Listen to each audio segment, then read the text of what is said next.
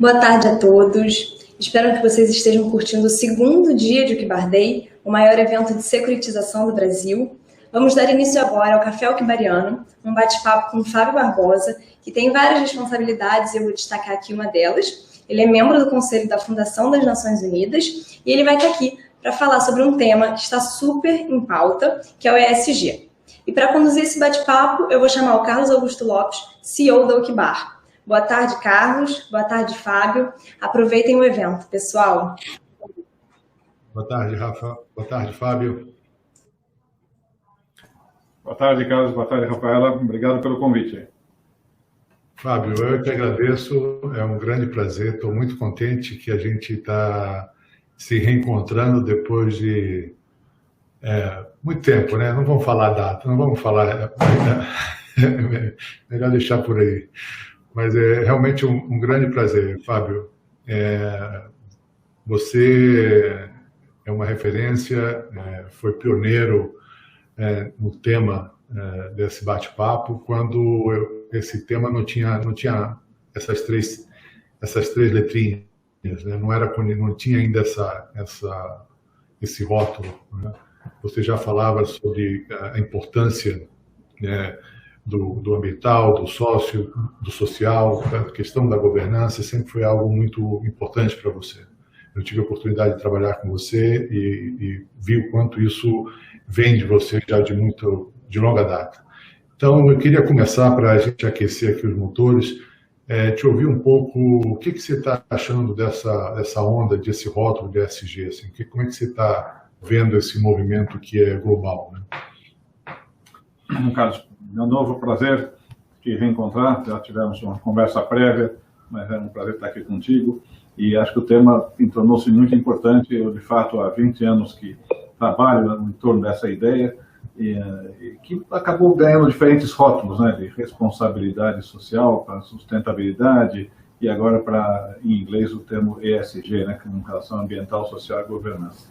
Eu acho que o importante é que tem tido uma evolução muito grande, né? E eu acho que ela está se consolidando. Então, Carlos, quando eu vejo algumas pessoas me perguntarem, né, estava um pouco sugerido, talvez, na própria formulação da sua pergunta, né, esse negócio ganhou grande visibilidade agora, ou não é passageiro, é um modismo ou não é um modismo, né? Eu vou me estender um pouco nessa primeira resposta e depois a gente faz respostas mais breves, né?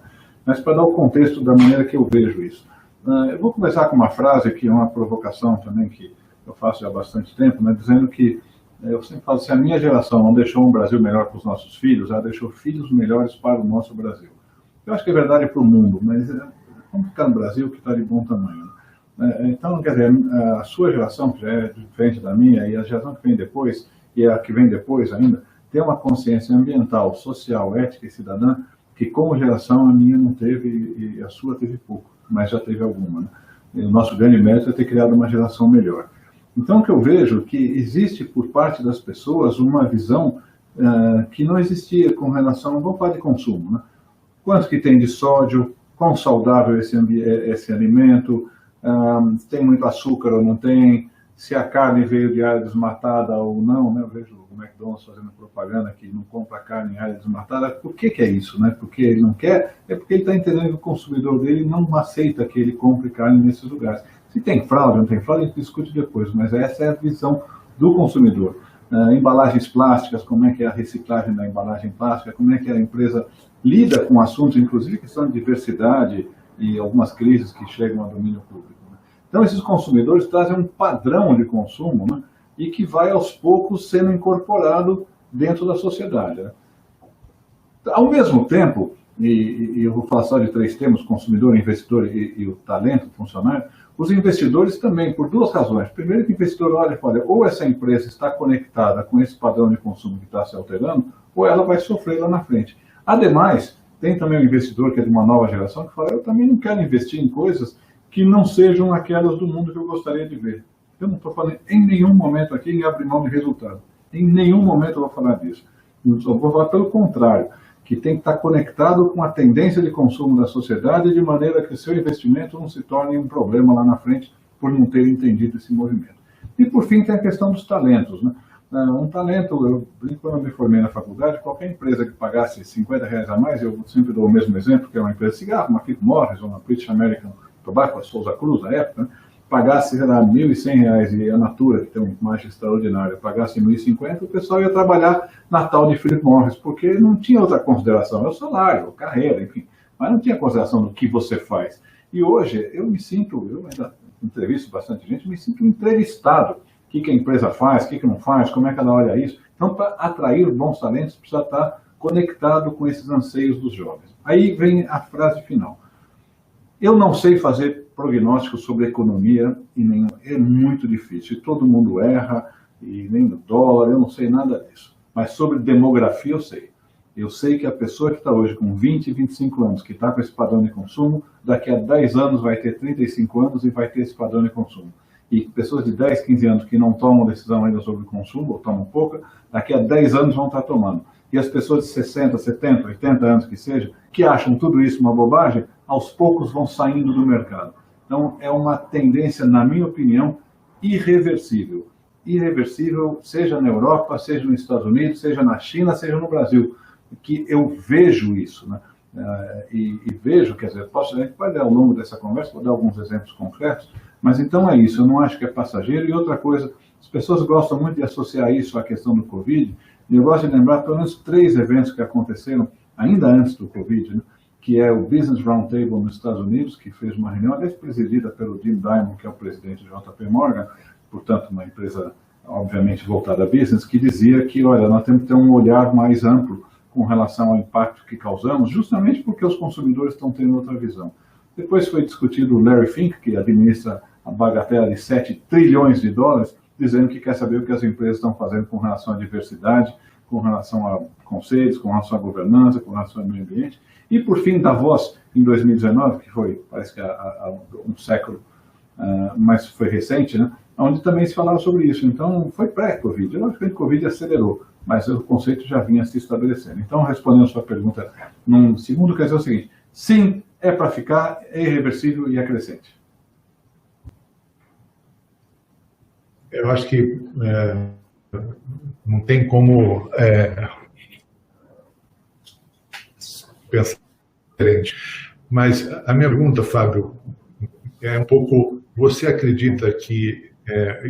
eu vou começar a olhar sempre da ótica mais mercado financeiro, né? Mercado financeiro, mercado imobiliário.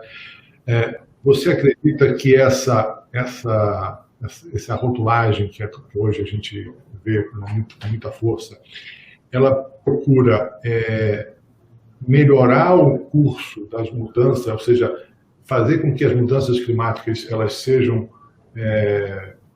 volte para trás, ou seja, a gente consiga melhorar o clima, a situação como um todo, ou vamos pelo menos fazer isso para não deteriorar mais, vamos fazer isso para ficar como a gente está, que já é o melhor que a gente consegue. Você acha que a gente consegue, justamente com essa tua visão de que isso é irreversível, que cada vez mais o mercado consumidor vai olhar para isso, você acha que a gente consegue melhorar, sei lá, 20, 30, 50 anos? Olha, eu não sei quanto tempo vai demorar. Eu acho que a gente está na direção certa, mas não sei se está no ritmo certo ou não, e não vou entrar muito nesse debate. Mas eu vou pegar o seguinte. Recentemente eu tive uma conversa com uma empresa que produz energia, e uma parte da energia produzida é energia carvão, né? Tem uns 2 anos, talvez. E o assunto estava menos quente do que está hoje, né? E eu dizia, olha, você vai ter problema de financiar, né? Daí ele falou, não, mas vem cá, não dá para produzir energia de outra maneira, tem que ser carvão, não tem o que fazer. Tudo bem, não fica bravo comigo, você está ficando bravo comigo, não tem nenhum problema. O problema é que o investidor não vai querer investir em carvão. Achou uma bobagem, eu falei, escuta, o que você quer que a gente faça? Eu não sei. Pensa aí, de repente você tem que adotar uma área de proteção ambiental, floresta, sei lá, ou tem que dizer que daqui a 10 anos vai ter menos carvão, não sei, faz o que quiser. Bom, corta o filme, 1 ano e meio depois ele me toca, realmente eu não estou conseguindo mais financiamento, estou fazendo uma campanha publicitária e estou com metas de redução de carvão. Porque não sou eu sou apenas um atento observador, cara, eu nem sei, nem sou eu compro.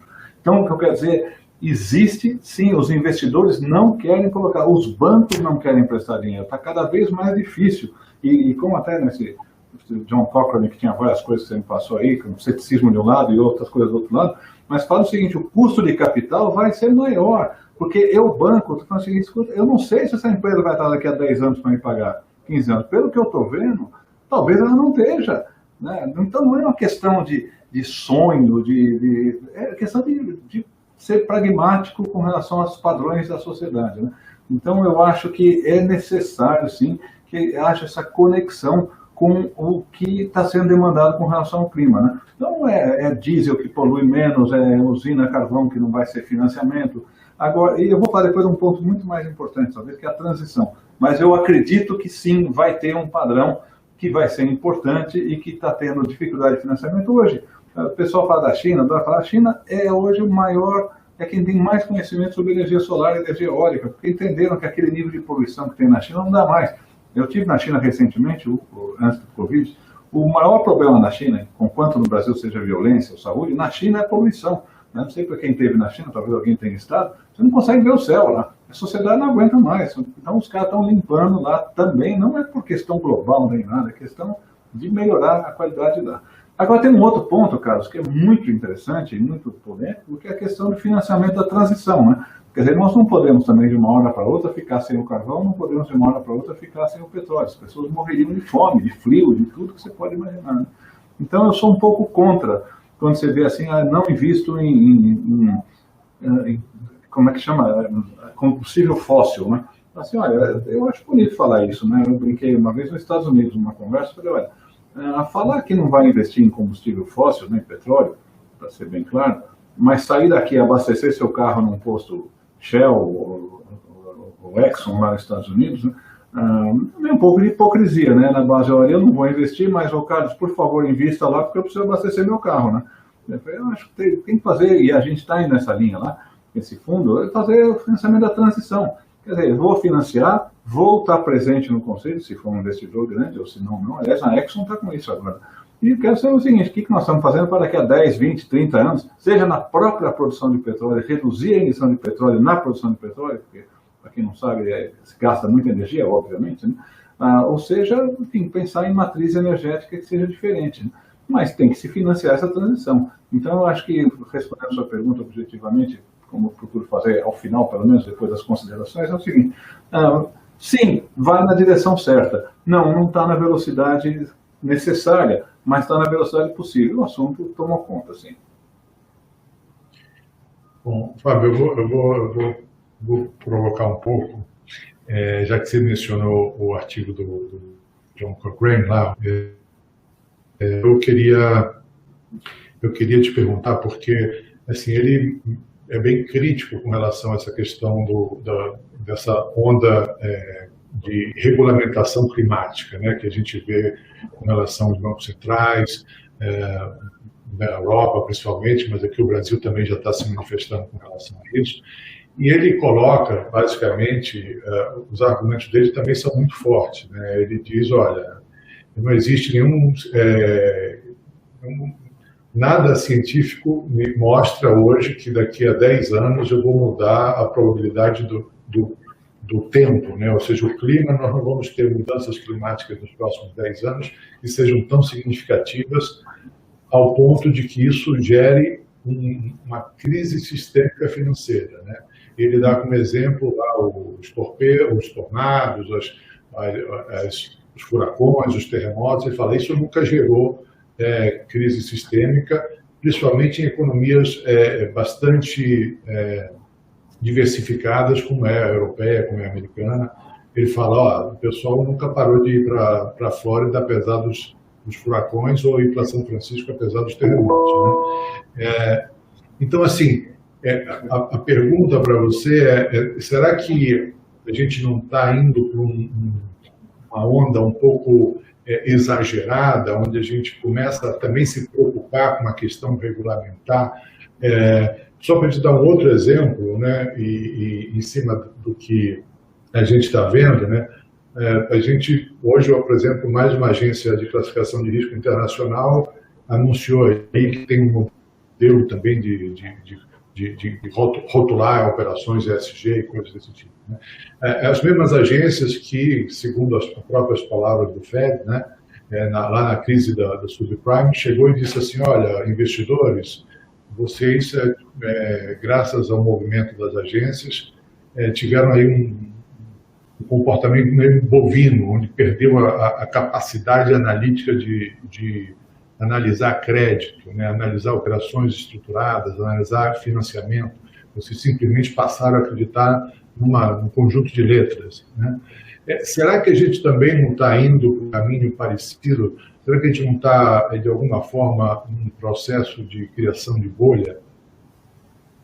Eu tenho uma enorme satisfação em ouvir essa argumentação com a qual eu discordo inteiramente. Então, é um prazer ouvir isso. Primeiro, eu vou ser pragmático. Eu não entendo de clima, nem ninguém entende de clima. Eu não consigo ver previsões de clima acertadas para os próximos 20 dias até hoje, e não é demérito de ninguém, é uma equação de uma complexidade absurda, né? Mas eu estou um observador. Ontem, por acaso, eu tive com o pessoal do Ministério das Minas e Energia. E o assunto é racionamento. Nós estamos tendo no Brasil hoje a maior seca. Indevidamente se fala a maior seca dos últimos 91 anos, que é indevido. É a maior seca desde que começaram a medir há 91 anos. Portanto, é bem diferente. Não quer dizer que em 1930 tenha tido uma seca assim. Apenas que não havia uma medida comparável com as que temos hoje, com a curiosidade, talvez também pegar o país inteiro. Então, 50 graus no Canadá, neve em Gramado, inundação na Europa, eu não vou nem falar que tem uma mudança. Eu não sei exatamente a origem, não sei nada. Mas that's not my point. Meu ponto é, as pessoas estão convencidas de que precisam mudar o seu padrão de consumo. Não é só o clima, é o sódio na comida, é o açúcar, é a gordura, está tudo isso, né? Eu acho que não é passageiro. Eu tenho filho, eu tenho neto, eu estou vendo o padrão, eu vejo isso acontecer, eu vi com meu pai como é que era, minha mãe está viva ainda, como ela consumia, como eu consumo, como meu filho consome, como meu neto consome. Aqui no Brasil, todo mundo é assim. Eu tenho uma propriedade no interior, pessoal de renda mais baixa também, eu vejo os cuidados que o pessoal tem, né? Obviamente está chegando mais tarde, né? Ainda consome muito açúcar e tudo mais, mas já tem a preocupação dos mais jovens. Então, para mim, é uma questão de que não tem bolha, né? Tem que simplesmente a empresa se adequando. Eu vou dar dois exemplos, eu dei o exemplo do carvão, dar um outro, questão da carne, que eu acho importante. Recentemente, um supermercado na Inglaterra, eu esqueci o nome do supermercado, como é que chama? Tesco. Deixou de comprar carne brasileira. Tesco. Deixou de comprar carne brasileira. Por que deixou de comprar carne brasileira? É desmatamento? É clima? Eu não quero saber. Eu quero saber que o consumidor chegou lá e falou assim, eu não quero comprar carne do Brasil porque eu não sei de onde vem a carne. Ótimo. Não consegue vender carne. Então fique com as suas crenças de que não tem problema de desmatar e não venda carne. O que estão fazendo as três grandes? Aliás, só ver nos jornais. Elas estão fazendo o seguinte, vamos fazer um rastreamento do bezerro e não mais da fazenda, porque não é suficiente, porque agora também com blockchain é possível. Vamos mostrar que a gente não está cortando floresta e tudo mais, porque senão não vai vender, né? Então, meu ponto não é que é um bando de sonhadores, né? É um bando de consumidores, que a sociedade é formada pelas atitudes de cada um. Se os investidores, se os consumidores têm essa atitude, assim será. Eu acredito que estejam na direção certa. Quando eu li o artigo, ele talvez acredite que não estejam na direção certa, mas ele não fala que a direção é outra. Ele está vendo, ele está observando também, está assustado. Não, Fábio, mas eu acho que sobre o teu ponto não tem discussão, né? O movimento ele é inexorável, ele está acontecendo e vai cada vez ser mais forte. Quanto a isso, eu acho que a gente está completamente alinhado. O ponto que ele coloca é se há necessidade da preocupação... Perfeito, deixa eu falar isso, esqueci de falar isso. Dos reguladores em entrar nessa seara, porque assim você passa a criar movimentos que eventualmente são artificiais, digamos assim, né? E aí ele faz comparações com crises anteriores que podem gerar esse... Perfeito. Desculpe, Carlos, eu me entusiasmei com a segunda parte. Eu, com relação à regulação, provavelmente estou na mesma ponta, né? Eu não acho que tem necessidade de tanta regulação, né? A primeira coisa que eu vejo, eu lembro uma vez eu fui no Banco Central, como você sabe, mas talvez nem todos saibam, eu fiz minha carreira toda em mercado financeiro, né? E eu fui no Banco Central, o Banco Central estava com esse negócio de PROCON, de Código de Defesa do Consumidor, eu concordo, né? Mas eu fiz uma frase que marcou até o diretor do Banco Central que se aposentou, me tocou outro dia, quer voltar a falar comigo sobre isso. Eu disse, ninguém tem mais interesse em tratar bem o cliente do que eu, o banco. Não é o Banco Central. Ninguém tem mais interesse em tratar bem o cliente do que eu, banco, que sou o provedor de serviço. Eu quero um cliente satisfeito. Não vem uma autoridade me dizer como é que eu tenho que tratar. Eu vou usar essa analogia para a questão climática também. Não é questão do regulador. Eu não posso continuar produzindo refrigerante com o teor de açúcar que tem no refrigerante. Não precisa alguém me dizer. Aliás, ninguém está falando isso para as produtoras de refrigerante. Elas estão se unindo para reduzir o açúcar por conta própria. Porque estão entendendo que não vai vender, cara. Não vai vender com tanto açúcar assim, vai dar problema. Então, eu acredito muito que, atentos ao que está acontecendo no mercado, muitas empresas vão se adaptar. Portanto, não há necessidade de uma regulação tão estrita. Tendo dito isso, eu vejo, e algumas pessoas podem estar nos ouvindo, que mas isso não vai dar certo, mas daí eu vejo Banco Central, mundo afora, seguradoras, mundo afora. Mas vamos falar de Banco Central que eu entendo mais. Falando, olha, eu sou responsável caso você, banco, queira. Só dar um parênteses aqui, que é um assunto que você conhece bem, mas nem todo mundo precisa conhecer. E o banco, quando ele tem problemas de liquidez, ou seja, ele empresta dinheiro e não recebe de volta, e ele vai ter problema, o depositante perderia muito. Então, o governo, o Banco Central, coloca dinheiro, como aconteceu em 2008, como aconteceu agora em 2018, coloca dinheiro para evitar que o sistema quebre. Então, o Banco Central fala, já que eu que vou colocar dinheiro quando você tiver problema, então eu quero saber aonde você está colocando esse dinheiro. Daí que vem toda a regulação que existe no mercado financeiro. E agora os bancos estão dizendo, eu acho que você fazer empréstimos sem levar em consideração riscos climáticos ou riscos de padrão de consumo, você está se expondo a um problema que vai cair no meu colo. E, portanto, eu quero saber o que você está fazendo. Mas por que ele faz isso no Banco Central, no mercado financeiro? Eu não sei bem na parte de seguros. Porque vai cair no meu colo. Quer dizer, quando você tiver problema e ninguém te pagar, um exemplo hipotético de uma crise sistêmica, eu que tenho que pagar. Então é o seguinte, eu quero saber o que você está fazendo. Faça as suas análises, faça as suas considerações com relação a riscos e coloque isso na sua avaliação de concessão ou não de crédito, a que taxa e por que prazo. Então, eu entendo que o Banco Central esteja fazendo isso. O problema é que o Banco Central está sempre correndo atrás do mercado, né?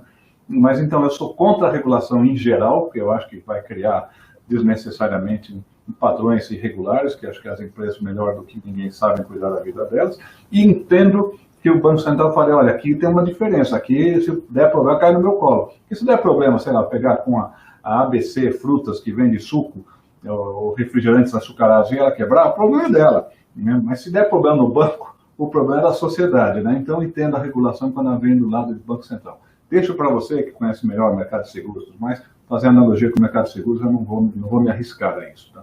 Mas em banco eu entendo. Não, eu também não, mas eu vou contra-argumentar esse teu argumento, que é o seguinte, primeiro, né, e aí só pegando de novo o gancho em cima do artigo do Cochrane, né? Ele fala, olha, não tem evidência do ponto de vista de aumento de risco, quer dizer, quando o Banco Central, e aí de novo eu quero focar bem o tema na questão regulamentar, né? Quando o Banco Central começa a dizer, eu tenho que regular essa questão, eu estou assumindo que eu tenho a capacidade de precificar um risco diferente daquele que é hoje, né? E se por acaso os bancos centrais estão achando que esse risco então está aumentando, geralmente a solução que se encontra quando você tem aumento de risco, seja ele qual for, então capitaliza mais o teu banco, né? Ou então vamos mexer a Basileia, né? Ou seja, vamos trabalhar risco como um todo.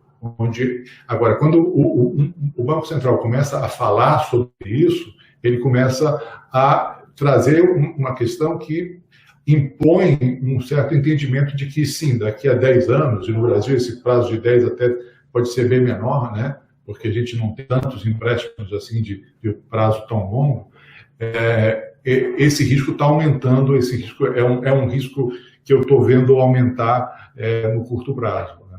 É esse tipo de preocupação que, digamos, ele coloca um pouco também no artigo dele, e a gente começa a ver isso aqui também, preocupação no sentido de que, de repente, tudo agora vai virar verde ou vai virar ESG, e a gente começa a criar uma situação meio que artificial.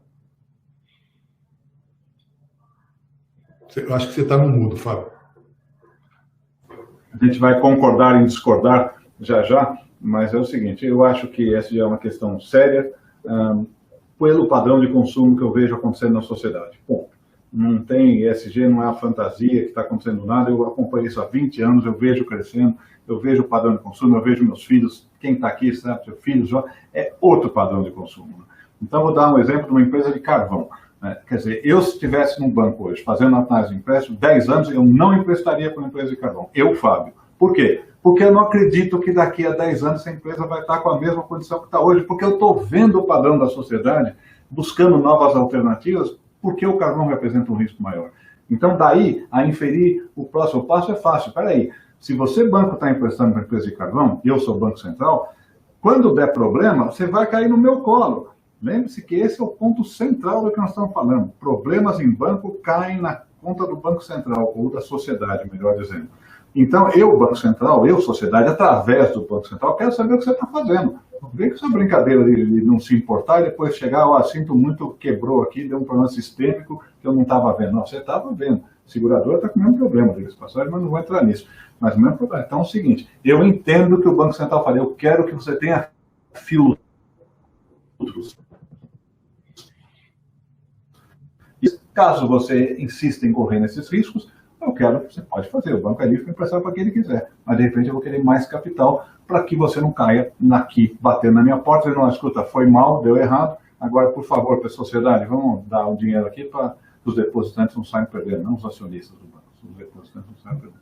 Então, mas será que essa sociedade, composta principalmente pelos nossos filhos e os nossos netos, que vão justamente fazer essa seleção, elas próprias não vão fazer um processo de, digamos, de exclusão natural desse banco? Ou seja, se você, banco, está emprestando dinheiro para a empresa de carvão, paciência, eu vou fechar minha conta com você, eu vou abrir com outro. Quer dizer, eu acho essa preocupação que vai para a carne, para o açúcar e para o sal, também vale para o banco, né? Quer dizer, tem uma sutileza no que você está falando, né? Que é o seguinte, quando a empresa de açúcar cresce, quebra, é problema dela. Quando a empresa de refrigerante quebra, é problema dela. Quando a empresa de carvão quebra, é problema dela. Quando o banco quebra, não é problema dele, é problema da sociedade. Essa é a grande diferença em banco. O banco não quebra, porque ele protege os depositantes. E, portanto, aconteceu na Europa em 2008, na América do Sul, inteira, nos Estados Unidos da América, e aconteceu de novo em 2018, 2019, trilhões de dólares para segurar o sistema financeiro. Por que eles emprestam dinheiro para os bancos e não para as empresas? Porque o banco tem um efeito multiplicador na sociedade gigantesco, é a sua poupança que está lá. E você, Carlos Augusto, não é capaz de saber o que o banco está fazendo com o seu dinheiro, né? Razão pela qual o Banco Central entra. Mas, enfim, acho que é uma longa conversa. Mas eu queria pegar um outro ponto ainda que estava no meio do seu discurso, que é o seguinte. Existe um dilema na sociedade que deve ter mais ou menos de 300 mil anos a 3 milhões e 500 mil anos, dependendo de quando começou a humanidade, que é quando o custo é individual e o benefício é difuso. Ou seja, eu tenho que me sacrificar para alguma coisa, né, que eu sei que eu estou me sacrificando, estou deixando de comprar alguma coisa que eu quero, estou deixando de investir em algo que eu quero, estou deixando de usar o carro, estou deixando de poder fazer determinadas coisas, por um benefício difuso, que eu não entendo, que vai acontecer daqui a 30 anos, que vai acontecer na sociedade, que é para o planeta inteiro, eu não entendo nada. Então, eu vou pegar um exemplo mais... Eu estou aqui, eu vou cortar essa árvore na Amazônia, porque ela me interessa, porque eu vou vender essa árvore, vou ganhar R$1.000, vou pagar o que eu preciso pagar nas contas. Agora, se isso tem um benefício difuso daqui a 30, 50 anos, eu não consigo. Esse dilema da sociedade existiu sempre, né? Por isso que eu concordo com você agora que você está falando, que é o padrão de consumo dos jovens, padrão de investimento dos jovens investidores, conectados também com o padrão de consumo que, em última instância, lhe dá o retorno esperado, e a busca de talentos sendo prioritariamente garantida por aqueles que têm uma visão mais clara desse processo, é que deve regular. Eu concordo 100%, tanto que eu só fui a favor aqui da regulação no mercado financeiro, mas é uma longa discussão e eu concordo que há argumentos pró e contra. Tá ótimo, Fábio. É um prazer sempre falar com você. Eu sei que como o tema é ESG, eu quero pegar um pouco do S aqui, falar um pouquinho sobre isso.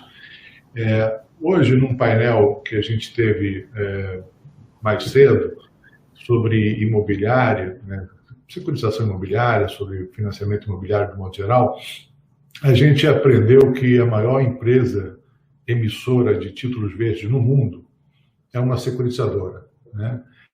É a Fannie Mae, né? Que, por sua vez, emite títulos de securitização lastreado em créditos imobiliários residenciais, principalmente. Tá certo? Quando a gente olha o nosso mercado, a gente olha o mercado de financiamento residencial, né, imobiliário residencial, ele já é pequeno. Quando a gente olha o percentual desse mercado que é financiado via mercado de capitais, ele ainda é menor, né? Ou seja, a gente ainda não conseguiu evoluir no sentido de buscar o mercado de capitais financiando esse segmento tão importante da economia de qualquer país. A minha pergunta para você é um pouco em cima da tua leitura dos investidores, né? Ou seja, está claro que talvez muitos investidores, esses grandes investidores, não vão comprar talvez empresas de carvão, seja ações, seja debêntures, seja o que for. Mas será que se a gente, no caso brasileiro, onde o déficit habitacional é enorme, né?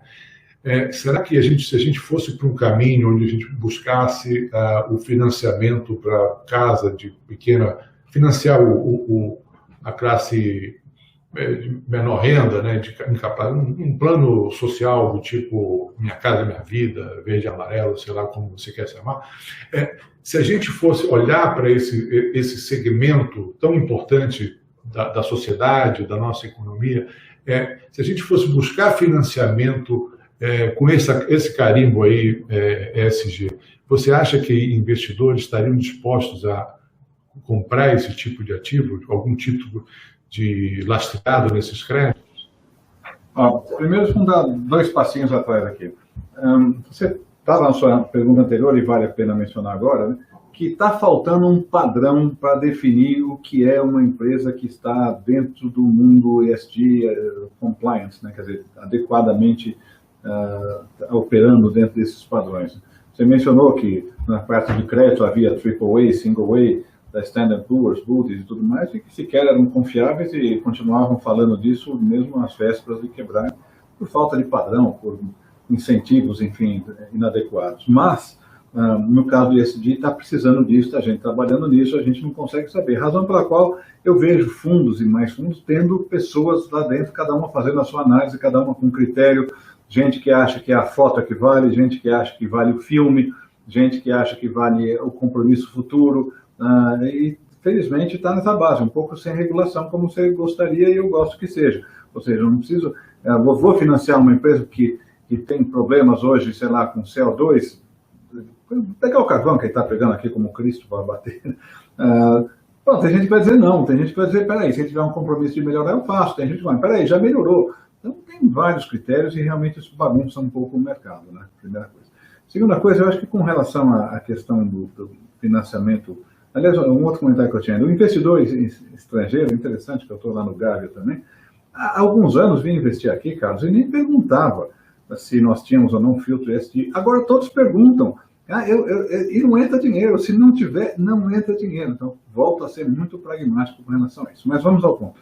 Eu acho que existe uma outra questão no social, né, que muitas vezes é olhado mais como uma questão de diversidade e tudo mais, mas a questão do impacto social que você causa nos negócios que você está financiando, né? Eu tive hoje 2 reuniões, aliás, em torno desse assunto. Pode ser desde hospitais ou redes de mercearia que atendem em públicos de menor renda, né? Ou pode ser o setor imobiliário e tudo mais, né? E eu acho que tem um grande mercado, que, diga-se passagem, viabilizado pela tecnologia, né? Vi bancos, por exemplo, com maquininhas e cartões de crédito, mas que era impossível quando o custo era mais alto, a tecnologia baixou o custo, hoje é viável. Construção também. O custo de uma construção, olhando historicamente, não vamos falar dos últimos 6 meses da inflação que teve, mas baixou brutalmente, quer dizer, está viabilizando, baixou brutalmente em relação ao poder aquisitivo das pessoas, tornou-se muito mais acessível, né? E isso é muito positivo. Então, o financiamento começou a acontecer, a taxa de juros baixou, tem um monte de coisas positivas, né?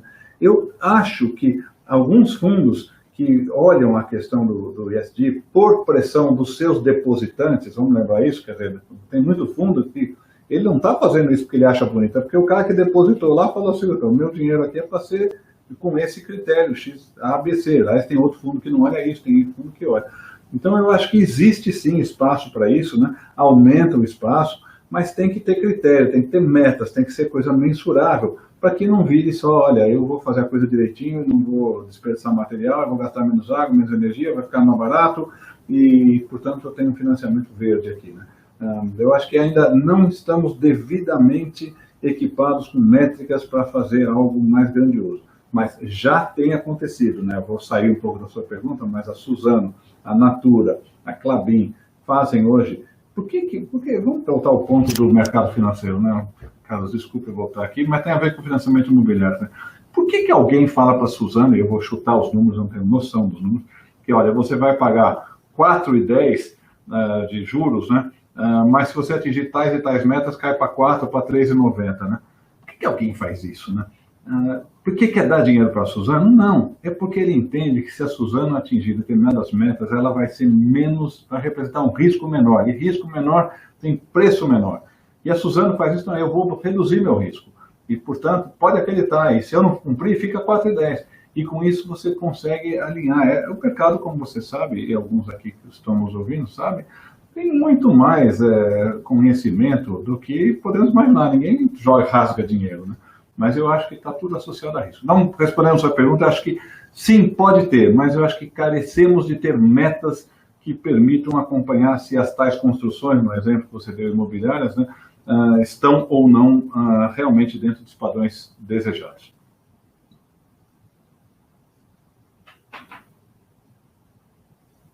Você está no mudo. Desculpa. Fábio, ótimo o teu exemplo, porque eu vou querer trazer de volta a discussão regulamentar para isso. Você vai me perdoar, mas é só... Mas a minha pergunta, pelo que eu entendi da tua resposta, é que você acredita que sim. Agora, o próximo nível dessa pergunta mas sim, mesmo com uma taxa não de 4,10 para 3,90, mas já de 4,10 para 3,50, porque eu posso entender, digamos, aquele investidor que ele está preocupado com a melhoria do risco da Suzano, ou qualquer seja quem for. A questão do social, quando eu falo, não, você não vai tomar 4,10, você vai tomar 3,50, porque eu estou dando dinheiro para baixa renda no Brasil, qual é a motivação desse cidadão? A gente tem já esse núcleo de investidores que estariam dispostos a dizer, não, olha, porque hoje quem faz esse papel é o governo, né? Então a questão é, a gente vai conseguir sair com essa sigla, a gente vai sair do crédito subsidiado? Na minha opinião, não. Primeiro que eu acredito no mundo E e não do O. A gente tem que resolver os problemas sociais e ter rentabilidade. Então ninguém vai abrir mão de rentabilidade, nem deve, nem é esse o propósito. A rentabilidade serve para reoxigenar a economia e permitir que ela se perpetue. Se tiver um retorno baixo no mercado competitivo, o retorno for baixo, não vai ter gasolina, não vai ter energia para dar sustentação àquele crescimento. Então, eu não acredito muito que seja possível você fazer. Agora, vamos ao ponto. Vamos pegar o investidor estrangeiro, que isso é um bom exemplo. Investidor estrangeiro, que eu converso muito, ele só tem interesse numa coisa, na verdade. Naquilo que tem impacto global, leia-se clima. Se o brasileiro está morando bem ou mal, eu estou num fórum da United Nations Foundation, né? O Brasil é um país de renda média, e eles olham com muita clareza e falam, escuta, vocês têm dinheiro para resolver o problema entre vocês, né? O problema é de vocês. Eu, Nações Unidas, ajudo na África, onde não tem solução, porque a miséria é muito maior. Nós somos um país de renda média, né? Então, qualquer tipo de visão para melhorar a vida dos brasileiros não vai acontecer. Talvez aqui no Brasil devesse acontecer isso, mas também não acontece. Por quê? Porque é o tal que eu usei aqui como custo individual e um benefício difuso, né? Quer dizer, eu abro mão de alguma coisa, o benefício eu não consigo ver com muita clareza. Então, eu não vejo isso. O que eu tenho visto muito legal, e aí entra num negócio que é muito bacana, está começando agora, que é o Impact Investment, né? Investimentos de impacto. Ou seja, eu vou dar o exemplo que é o mais óbvio de todos, que é a Doutor Consulta. Eu podia ter feito um investimento numa expansão do Einstein, totalmente legítimo, o sírio-libanês, totalmente legítimo, ou montar uma cadeia de pequenos locais de atendimento a um custo mais baixo para uma população mais carente. Rentável também, não tem problema nenhum, está dando dinheiro, está funcionando bem. Essa segunda opção tem um impacto social maior, né? E, portanto, ela é muito mais bem-vinda. E eu vejo gente que fala, olha, entre os dois, eu prefiro fazer o segundo, porque tem mais impacto social, né? Isso vale para, eu usei agora de brincadeira, vai abrir mais uma casa de artigos de luxo, de alimentos e bebidas, ou vai abrir mercearias, né? Você vai fazer uma fábrica de barcos de luxo ou vamos fazer barco de pesca, né? Nenhum dos dois, na verdade, tem taxa de retorno negativa, né? Positiva. Não, eu não acredito em não ter. Eu não acredito que a sustentabilidade, que é o termo que se usava até recentemente, vale também para a sustentabilidade financeira, né? Então, eu não acredito que alguém, lá de fora ninguém vai fazer. Aqui no Brasil tem, sim, Impact Investment. Está começando, está incipiente, porque eu também não consigo medir como é que eu meço se o cara, de fato... Mas, olha, tem seguro para pessoas de baixa renda, tem empresas de microcrédito, que, diga-se de passagem, para ir no seu ponto, quando o Banco Central regulamentou, foi ruim, não havia necessidade de regulamentar, não havia, estava funcionando, eu mesmo fui um dos precursores, funcionava muito bem, até que o Banco Central, via governo, na época o Banco Central também, enfim, orientado pelo governo, exigiu que fosse feito um certo percentual da carteira, e daí deu tudo errado, porque não é para ser exigido, tem que ser bom. Se for forçado, não vai ser feito, e não foi, né? Agora estão retomando. E daí tem outras iniciativas desse tipo, né, de distribuição de comida, de transporte, tudo mais, para ser mais barato, e, portanto, tem impacto social. Mas eu sou do mundo do E. É para ter impacto social, é para ter impacto ambiental positivo, para ter uma boa governança e ser rentável, de maneira a gerar o combustível ou energia necessária para que a coisa continue a crescer. Concordo e basicamente, no caso de habitações populares ou situações similares a essa, vai ser difícil o E funcionar, né? E aí a gente tem que pensar em alternativas outras que não sejam essa... O rótulo só não vai resolver o problema. Exatamente, exatamente. Fábio, eu vou me comprometer com você que a gente ia marcar uma hora cravada. Eu vou passar para o Alfredo para ver se a gente tem alguma pergunta do nosso público.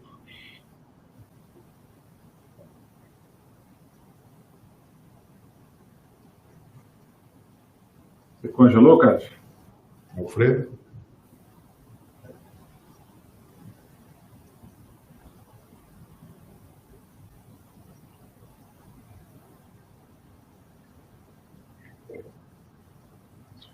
Bom. Na verdade, é que a gente substituiu aqui. A gente teve que substituir o Alfredo aqui por causa do outro painel, tá? Mas a gente ainda não teve efetivamente do chat nenhuma pergunta, Carlos. Tá. Mas eu vou... Se você faz uma, que daqui a pouco eu tenho uma para fazer também. Pode fazer, Douglas. O Carlos não, pode ir pela do Carlos primeiro. Tá bom. Fábio, eu queria você colocou aqui a questão do... Desculpa eu trazer de novo essa questão da regulamentação, mas para mim é uma coisa que às vezes eu vejo ela com uma outra ótica, né? Eu acho que é fundamental a gente sempre pensar em regulamentar e olhar para o aspecto do marco regulatório. A gente mesmo na UniCBA costuma colocar isso de uma forma muito forte, principalmente com relação à questão da transparência, da informação, da governança.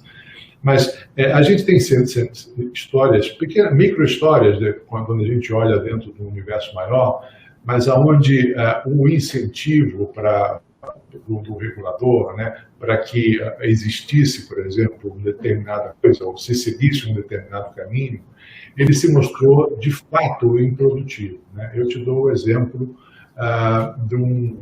durante algum tempo, alguns anos, bancos eram motivados a...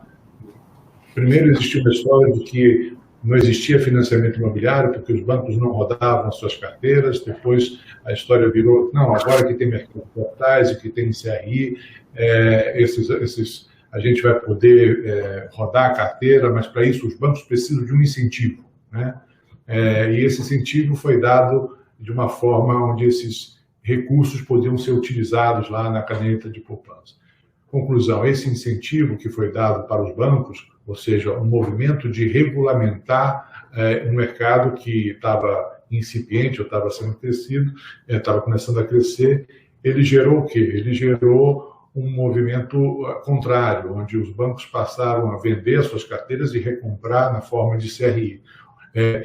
Ou seja, não houve desenvolvimento de fato, de crescimento de um mercado de securitização imobiliária ou de financiamento imobiliário via bancos e tudo mais.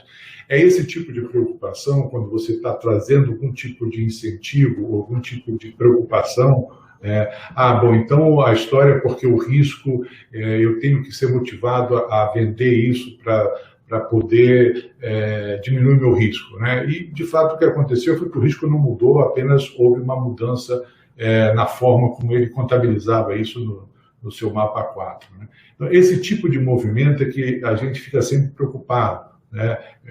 Posso citar outros que também a gente viu que, de fato, o efeito foi, na realidade, o contrário, né?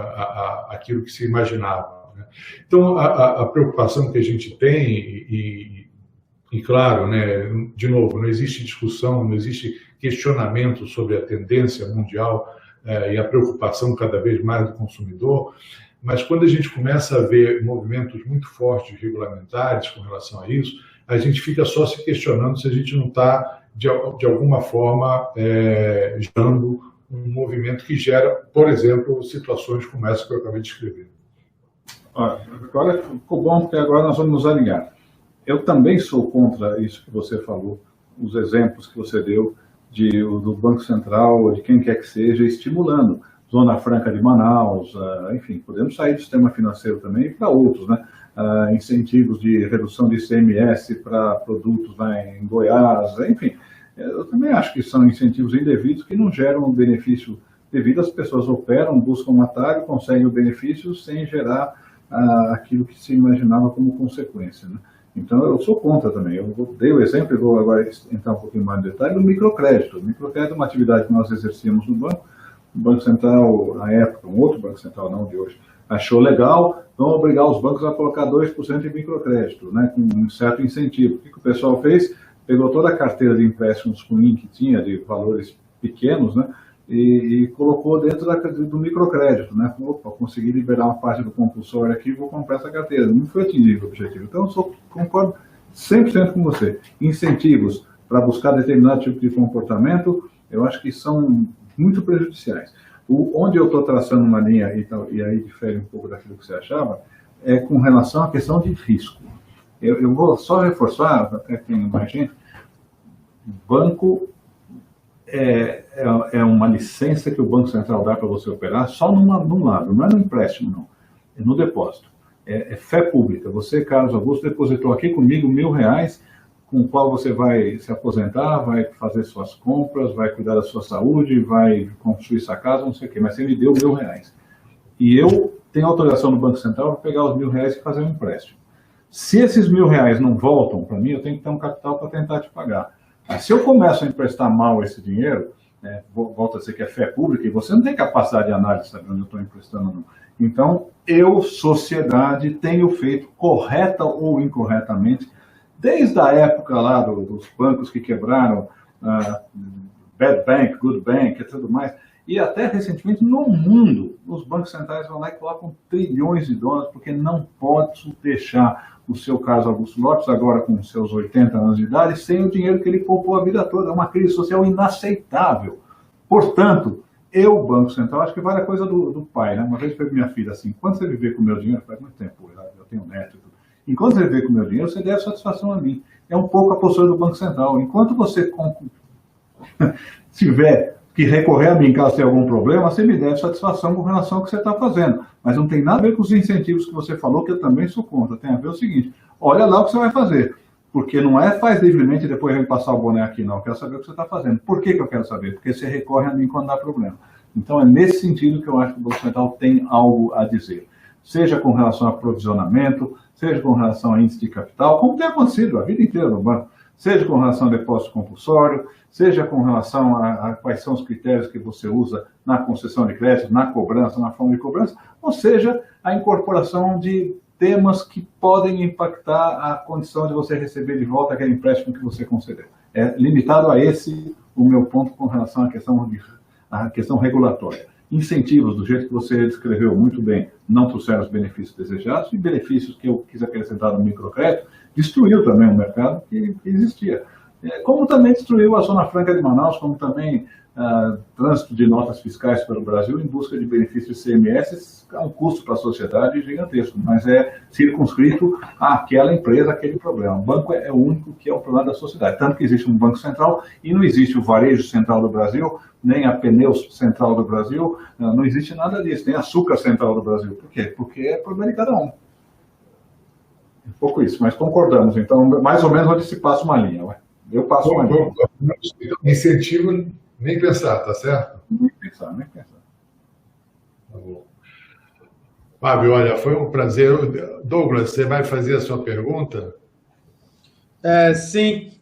É que tem uma pergunta no chat e aí a gente vai Coloca no chat. Complementar só um pouco o assunto, tá? Mas a pergunta do Robson, né, que ele contextualiza aqui, primeiro, citando a operação da Suzano, né, de 2020, que uma das menores taxas da história aí para títulos com 10 anos, tá? E teve o selo ESG. Então, a pergunta dele seria, como é que, no caso, para o Fábio, né? Como é que ele está vendo esse aumento dos investimentos ESG, como é que isso vai poder impactar na taxa de retorno, né? Você já até citou que para quem está captando a taxa é menor, né? Mas para quem está investindo a taxa é menor também. E já também embarcando aí junto, né? Aproveitando que é o caso da Suzano, se você entende que vai ter algum comportamento diferente entre as grandes empresas, né, do setor e as pequenas, se as grandes vão ter uma facilidade maior de se adaptar a essa nova onda ESG, ou se você acha que é indiferente, que as pequenas também vão conseguir se adaptar bem, tá? Aí dá para juntar as duas coisas. Bom, primeiro, eu não vou falar de Suzano, até porque eu estou num comitê lá, enfim, eu prefiro falar genericamente do ponto. Sim.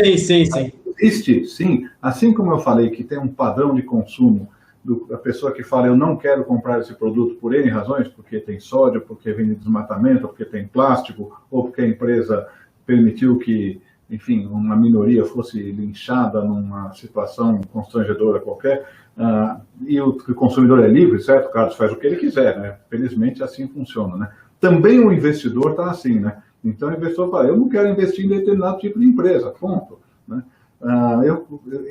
Quando ele abre mão, e diga as passagens, são números pequenos ainda, ele abre mão de muito pouca coisa, né?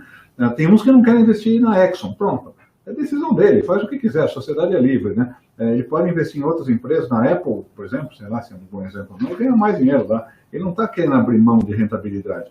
No caso de empresas que conseguem uma taxa menor, existem duas coisas. Uma, eu vou insistir, que é uma busca de uma visão de risco, de que tem risco menor se a empresa estiver enquadrada naquele padrão de consumo que eu estou vendo acontecendo na frente. E outra, tem um pouco de jovens, aí tem sim mais jovens, não os mais velhos não estão muito nessa ponta, mas os jovens falam, escuta, eu quero forjar a sociedade. Vou fazer Carlos, uma voada rápida aqui, e para provocar todo mundo, inclusive você, Douglas. Ninguém tem dinheiro. Ninguém tem dinheiro. Mesmo os mais ricos que possam estar ouvindo aqui, um cara milionário como o Carlos, não tem dinheiro. Tirando o dinheiro que está no bolso dele, ele não tem nada. O que ele tem é o poder de direcionar um certo montante de recursos da sociedade numa ou noutra direção. Se ele não falar nada, esse dinheiro vai para o fundo DI vai para o governo vai pagar a aposentadoria, o dinheiro foi embora. Ele tem o direito a receber aquilo lá, mas ele não tem o dinheiro em si. Mas ele tem algo mais do que o dinheiro. Ele tem a possibilidade de direcionar os recursos para investir em A, B ou C. E o mundo vai ser mais A, mais B ou mais C, dependendo do que ele fizer. E eu vejo jovens dizendo, olha, eu não quero meu dinheiro em determinadas coisas, porque eu acho que para o futuro não vai ser bom. Seja por questão de retorno, seja por questão de crença, idealismo. Mas ele busca isso. Eu só acho que nessa busca, ele não necessariamente está abrindo mão de retorno. Pelo contrário, muitas vezes, se o cara vai investir, não quer investir em petróleo, exemplo, quer investir em energia solar, não quer dizer, ele está fazendo com uma questão de consciência, né? Mas ele está também falando, escuta, também acho que pode dar mais dinheiro. Não vou investir em energia solar porque vai dar menos, porque eu acho que tem mais futuro. Enfim, é esse padrão que eu vejo mais. E vejo nesses 5, 10 casos, são empresas focadas em fundo em ESG, de jovens que querem colocar o dinheiro em empresas que tenham metas de redução. E ali junta as coisas agradáveis. É um risco menor e uma forma de você put your money where your mouth is, quer dizer, colocar o dinheiro onde estão suas ideias. Então tem sim um pouco de consciência, como ele bem colocou, né? Empresas grandes e pequenas, eu trabalhei muito com isso, as pessoas perguntavam, mas que custo tem isso? Eu falei, cara, eu não estou entendendo que custo tem, não tem custo nenhum. É questão de você entender que você vai estar fora do mercado caso você não se adapte. Então, para de falar. Então, as empresas pequenas fazem, eu vou aqui do lado. Qualquer restaurante que eu vou aqui, as pessoas estão entendendo isso já com relação a se tem papel, não tem papel, onde joga o lixo descartável, separa. Qualquer um pode fazer isso, qualquer um pode fazer. Agora, é óbvio que em termos de custo de capital e tudo mais, as empresas grandes sempre tiveram uma vantagem e vão continuar a ter, isso é indiscutível. Talvez caia tudo, assim, mas não é que vai uma descolar da outra e agora vai ser tudo.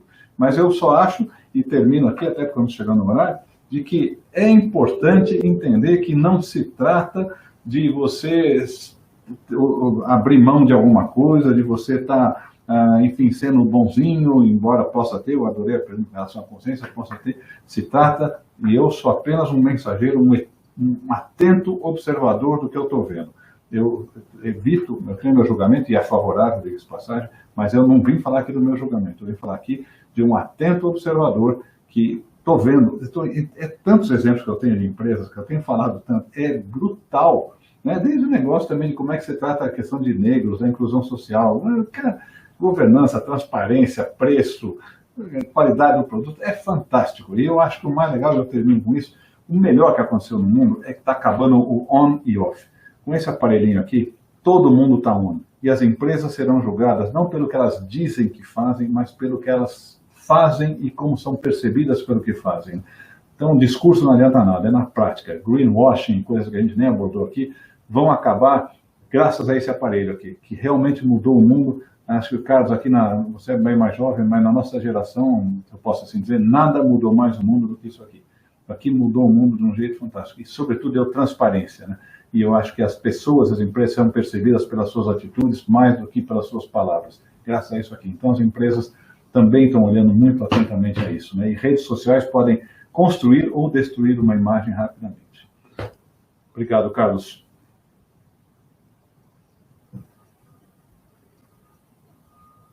Está no mudo. Está no mudo. A frase mais falada durante a pandemia, né?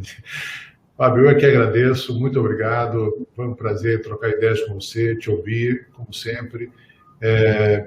A gente termina por aqui, mas fica já o convite para um próximo bate-papo aí, assim que a gente conseguir conciliar agendas. Muito obrigado. Prazer. Parabéns pela iniciativa, muito obrigado pelo convite e boa noite a todos.